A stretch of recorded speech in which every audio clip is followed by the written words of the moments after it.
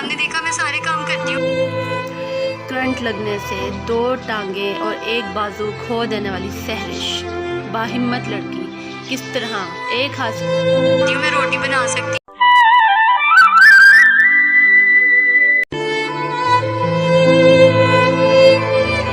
खाना बनाती हूँ। एक हाथ से माचिस चलाना, खाना पकाना, रोटी बनाना मुश्किल है, लेकिन हिम्मत नहीं हारूंगी।